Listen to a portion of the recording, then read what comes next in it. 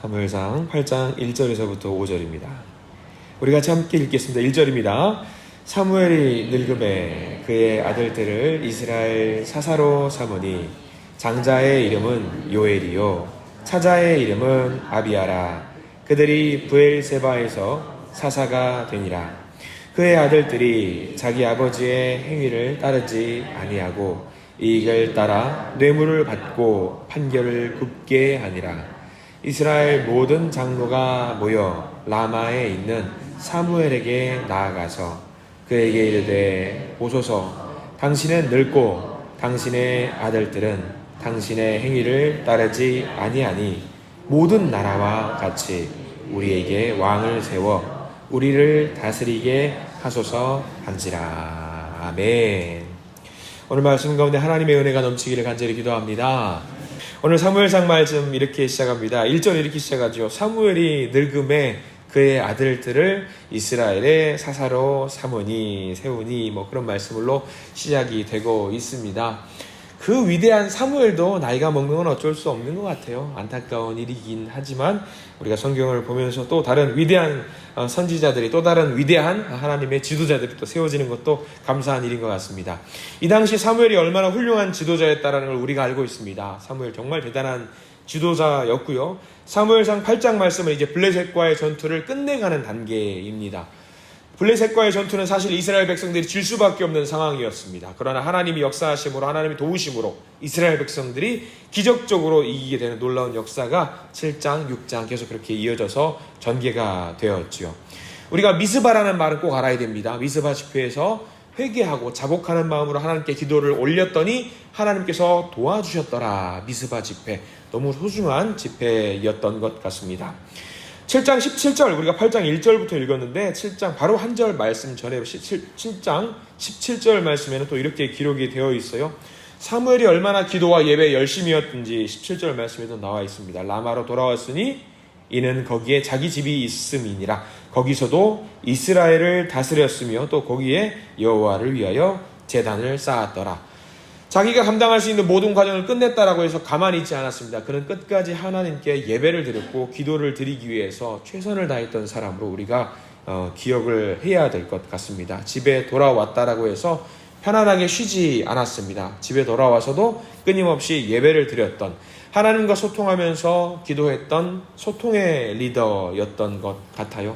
대단한 사람이었는데 이런 사무엘을 앞에 두고도 이 이스라엘 백성들이 정신을 온전하게 차리지 못하는 말씀이 1절에 담겨 있지요. 엉뚱한 이야기를 하기 시작합니다.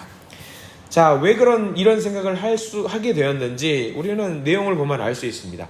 사무엘이 훌륭했으니까, 사무엘이 대단한 선지자였으니까 그의 아버지를 도와서 아들 역시 대단하지 않았을까 하는 백성들의 기대감이 있었던 것 같습니다. 근데 이때는 알고 있으시겠지만 사사의 시대입니다. 사사의 시대는 우리가 명확하게 알아야 될 것이 있습니다. 사사는 세습이 된다 안 된다? 사사는 세습이 되지 않는다입니다. 원포인트예요. 한 명만 딱 집어서 이 사람만 쓰고 그냥 딱 이제 다른 사람을 세우는 게 사사입니다. 근데 사람들이 사무엘의 아들들을 두고 이스라엘어 사사를 세웠던 이유는 뭘까요? 세습이에요. 세습은 뭘 말할까요? 뭘 원하는 거예요? 이들이 여전히 왕을 원하는 겁니다. 왕은 대대손손 이어지는 거죠. 왕을 기대하고 있는 거예요. 역시 정신을 차리지 못하고 하나님의 말씀에 반하는 행동을 계속 하는 겁니다. 사무엘도 위대한 선지자지만 이때의 실수라면은 이게 실수였던 것 같습니다. 냉정하게 잘라서 하나님이 원하시는 바대로 우리가 믿음 생활을 해야 되는 것이 맞지 않겠느냐라고 생각을 하고 그렇게 말을 해야 되는데, 사무엘도 그 아들을 통해서 사사를 세워보려고 했던 그런 마음이 있었던 것 같아요. 물론 사무엘은 선한 의도로 했을 거라고 믿어 의심치 않습니다. 선한 의도로 이 백성을 이끌고 가고 싶은 마음에서 이렇게 했을 것 같은데, 3절부터는 이제 이들의 악행이 드러납니다. 3절 말씀 같이 한번 읽어볼까요? 그의 아들들이 자기 아버지의 행위를 따르지 아니하고 이익을 따라 뇌물을 받고 판결을 굽게 하니라. 굽게 했다. 자기 팔이 굽혀지는 대로 행동했다라는 이야기지요. 얼마나 가슴 아픈 일인지 몰라요. 사무엘쯤 되면 어떻습니까? 믿음에 관해서는 최고 스펙이에요. 더 사무엘을 능가할 수 있는 사람이 없는 최고 스펙이고, 우리가 요즘 젊은 사람들 말로 하면은 믿음에 관한 한 끝판왕이에요. 사무엘을 능가할 수 있는 사람이 없습니다. 기도하는 자, 그리고 백성들을 향해서 앞으로 전진하면서 하나님을 향해서 기도했던, 예배로 서 있었던, 말씀으로 깨어있는 자. 근데 그 아들들이 어땠습니까? 아버지의 행위를 따르지 않았다라고 나와 있어요. 이익을 따라서 판결하는 자들이었습니다. 오늘 8장 말씀은요, 가장 중요한 단어가 몇 가지로 귀결이 되는데, 자녀의 신앙교육이라는 단어로 우리가 좀 귀결을 할 수 있을 것 같습니다. 우리가 여기서 하나 깨달아야 될 것, 자녀 신앙교육은요, 아버지가 아무리, 부모님이 아무리 착하고 선하고 바르다고 해도 그 자녀들이 그 부모의 마음으로, 부모의 신앙으로 그대로 따라가는 것은 아닌 것 같다라는 거죠. 그래서 뭘 필요하냐, 뭐가 반드시 자녀들에게 필요한가? 교육이 반드시 필요한 것 같아요. 교육이. 가르치지 않으면 안 됩니다. 이 시대에 바쁜 부모님들께서 말합니다. 내가 바르게 하나님께 서 있으면, 내가 바르게 예배를 드리고 바른 기도를 하나님께 올리면은 자녀들이 잘 보고 그대로 따라오겠지라고 생각하는 분들이 많이 계십니다. 그런데 한번 제가 믿음의 선배님들이니까 한번 여쭤보고 싶어요. 그렇게 됩니까? 저는 아직 모르겠으니까. 저도 약간 그런 마음들이 있어요. 내가 열심히 하고 내가 바르게 기도하고 하나님 앞에 온전히 서 있으면 내 모습을 보고 자녀들이 따라오겠거니. 그렇게 되던가요? 희망적인 멘트를 저에게 주셨으면 좋겠는데 이게 안 되는 것 같아요. 좀 그거랑은 별개인 것 같다라는 생각이 들어요. 물론 그 모습을 보고 자녀들이 따라오는 것도 어느 정도 있기야 하겠습니다만, 지금 요즘 이제 말씀을 보면 묵상을 하면서 조금 시간을, 그동안에 밟아왔던 시간을 좀 봐요.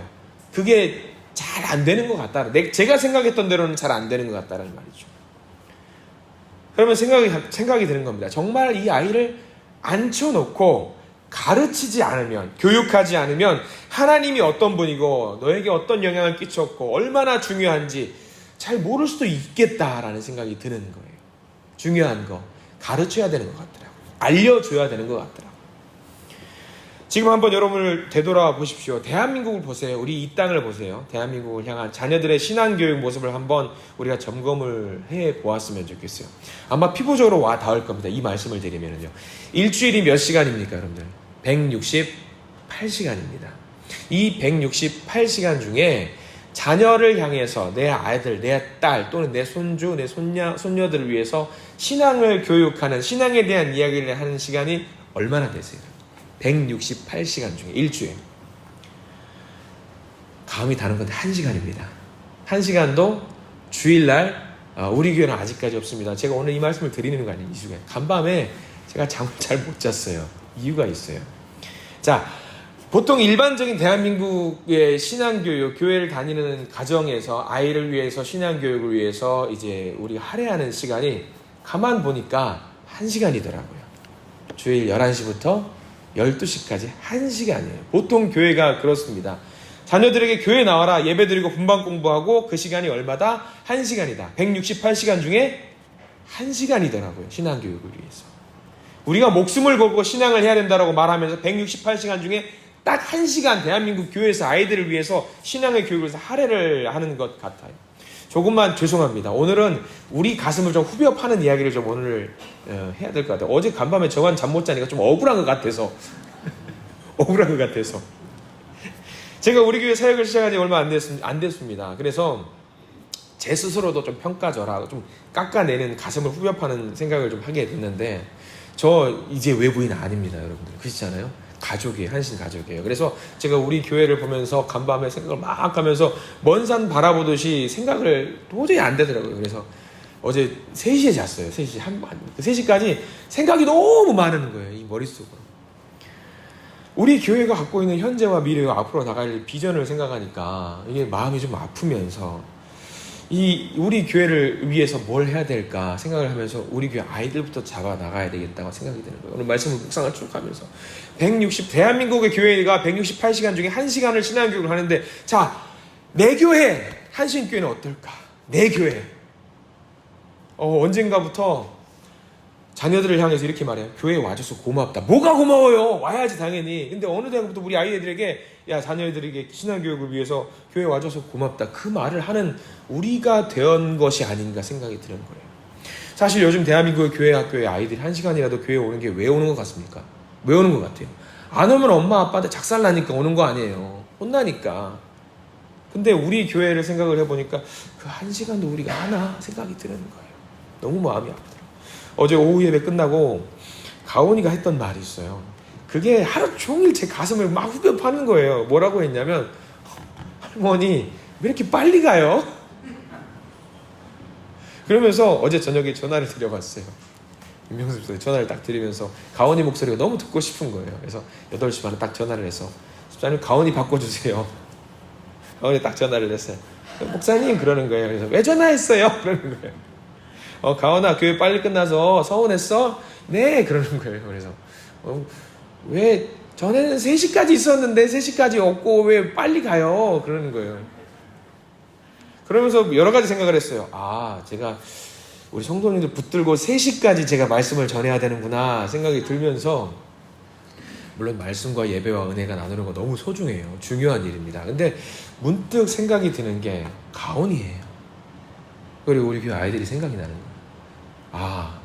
우리 아이들을 위해서 우리 아이들이 가온이가 재밌다는데 교회에 있는 게 재밌다는데 이 아이를 위해서 내가 뭘 해줄 수 있을까? 부모로서 어른의 세대로서 이 아이들에게 뭘 해줄 수 있을까 생각이 너무 많이 드니까 잠이 안 오는 거 있죠. 뭘 해줄까? 그래서 한밤에 아내랑 자면서 막 이야기를 많이 하는 거예요. 이 아이들에게 이렇게 해줘야 되겠다 저렇게 해줘야 생각이 너무 많이 드는데 잠이 안 오는 거죠. 그 아이를 위해서 하다못해서 성경 만화라도 좀 틀어주고 아이들과 좀 놀아주고 하는 우리들이 되었으면 좋겠다라는 생각이 드니까 오늘 말씀이 항상 말씀을 보면은 그때에 맞춰서 저한테 이제 가슴을 후벼파는 말씀을 주시는 게 저 혼자 못 잔 게 너무 억울한 거예요. 저는 이제 오늘 말씀을 준비하면서 그 생각이 들었어요. 이 일들을 준비하기 위해서 우리 모든 성도님들이 하나가 되셔서 우리 다음 세대를 위해 기도와 후원과 협조를 해주시기를 간절히 부탁을 좀 드립니다. 사무엘 어떤 사람이었어요? 누구보다 기도에 열심이었던 사람. 우리 같은 사람이었어요. 누구보다 기도에 열심이었고 말씀에 우선순위를 뒀고 예배에 최선을 다했던 사람들인데 나만 믿으면 우리 자녀들이 잘 되겠지. 나만 믿으면 나만 기도하면 우리 자녀들이 기도하겠지. 그게 되나요? 안 되잖아요. 잘 안 돼요. 우리 사무엘 이전에 이스라엘 백성들을 이끌었던 믿음의 대표가 누구였죠? 엘리 제사장이었어요. 엘리 제사장의 두 아들 어떻게 됐습니까? 망난이었어요. 사무엘 보십시오.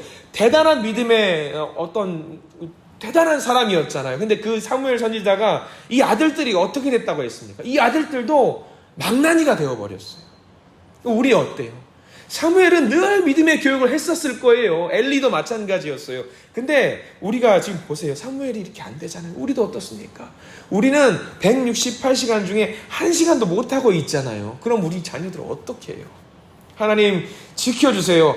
하나님 이렇게 말씀하시면 야 네가 염치가 있어야지 네가 나한테 그렇게 기도하는 게 말이 되냐 이럴 것 같다는 생각이 문득 드는 거예요. 이거 여러분들한테만 하는 이야기 아니에요. 제 스스로도 하는 이야기예요. 제 스스로도 가슴이 아프면서 내가 뭘 이제 어떻게 해야 될까. 그런데 이스라엘 백성들이 뭐라고 말하고 있냐면 이런 상황 속에서 우리에게 왕을 세워주세요 하나님 이야기하고 있는 거예요. 우리에게 왕을 세워주세요. 아니 내가 왕이잖아. 아니 됐고요. 왕 세워달라고요 라고 이렇게 이야기를 하고 있는 거죠. 너무 가슴이 아픈 거예요. 하나님이 안중에도 없어요. 하나님 계획에도 없어요. 우리를 왕으로 하여금 다스리게 해주시옵소서라고 이야기를 하는 거예요. 자, 우리 말씀에서 조금 더 넘어가 볼 거예요. 8장 19절 말씀 한번 볼게요. 8장 19절에서 20절 말씀입니다. 8장 19절에서 20절 말씀을 천천히 다시 한번 읽어볼게요. 19절 20절 시작. 백성이 사무엘의 말 듣기를 거절하여 이르되 아니로소이다. 우리도 우리 왕이 있어야 하리니 우리도 다른 나라들 같이 되어 우리의 왕이 우리를 다스리며 우리 앞에 나가서 우리의 싸움을 싸워야 할 것이니이다 하는지라. 여기 우리라고 이야기 계속 나오죠. 이스라엘 백성들이 얼마나 못된 마음을 갖고 하나님 앞에 나왔는지 7번이 나옵니다. 성경에는 한 번만 나와도 중요해요. 2번 나오면 대단히 중요합니다. 3번 나오면 무조건 외워야 돼요. 근데 무려 몇 번이요? 7번이요. 이 사람들이 정신을 못 차리는 거예요. 자신들을 위해서, 자기 자신을 위해서 이 믿음 생활을 하고 자기 자신의 이익을 위해서 살았던 이스라엘 백성들입니다. 하나님이라면 어떤 마음이 들었을까요? 뒤집어버리고 싶었을 거예요. 정신 못 차리고 있구나 하면서 다 엎어버리고, 야, 나 다 취소, 너희들에게 복을 주겠다라는 거 다 취소, 엎어버렸을 거예요. 그런데 하나님이 어떻게 하셔요? 알았어, 왕 세워줄게. 사실 하나님 이때 왕 준비하고 있었어요. 누구를 준비하고 있었냐면 다윗을 준비하고 계셨어요. 그런데 사람들이 하도 왕 우리 이야기하니까 누구를 세워주신 거예요?